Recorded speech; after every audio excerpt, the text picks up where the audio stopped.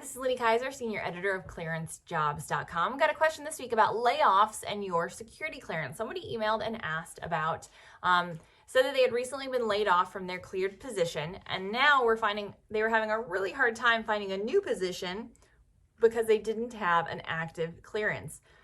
This is something that comes up a lot, and it's always a point where knowing your security clearance terminology is important. So assuming this person left their position recently, they are correct. They would not have an active clearance, but their clearance is still current, assuming their investigation hasn't expired or assuming they've been enrolled in some kind of a continuous evaluation program. The government is really trying hard, especially with the Trusted Workforce 2.0 model, to make clearance portability possible. So specific in the language that just came out, and so the personnel vetting guidance that came out this week through the Office of Personnel Management and the Office of the Director of National Intelligence, they really want to emphasize the clearance portability aspect, making it easier for individuals to go in and out of government or contract positions. So that includes if you recently left or were laid off from a cleared position, being able to reactivate or have another company pick up your security clearance. So unless there is an issue, unless there is a red flag, a security violation, it should be fairly easy for this individual. Even though they don't have an active clearance, they should still have clearance eligibility. Unless their clearance is expired, is way out of scope, they're not enrolled in a continuous evaluation program. So I think it's important to keep in mind, you do still have clearance eligibility, even if you were laid off from a cleared job. Again, unless that layoff was related to a security violation, something that produced a statement of reasons, some issue that might have affected your clearance eligibility on your way out, then you might have issues. So as you're looking to apply to jobs, you should be able to tell potential employers, hey, I have a current clearance.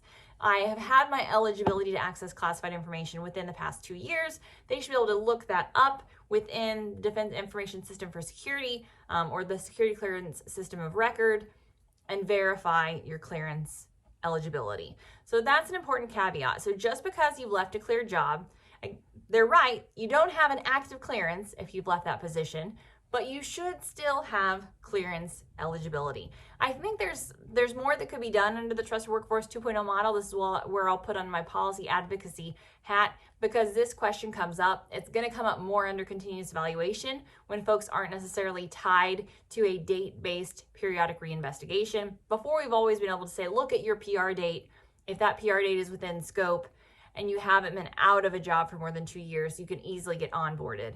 Now that you have continuous evaluation enrollment kind of timeline versus having that PR date at the ready, how are we determining that eligibility while still making those on and off roads easier for clearance applicants? So hopefully they work on that, but just know if you were laid off and you were recently working in a cleared position, you should be able to easily get your clearance reinstated.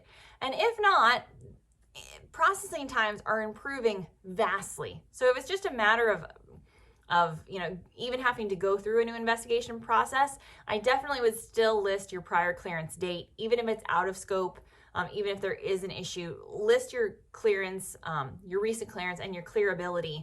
The fact that you've been through the system once, you have a really high chance of getting an interim clearance and being able to get on the job within a matter of a few days or weeks under an interim clearance. So just because you've been laid off, your hopes in maintaining or keeping a cleared position are not. Continue to apply for cleared jobs. You should still have the eligibility and access. For more about lapsed clearances, expired clearances, what all those terms mean, and what layoffs, how they can impact your security clearance, visit us at ClearanceJobs.com.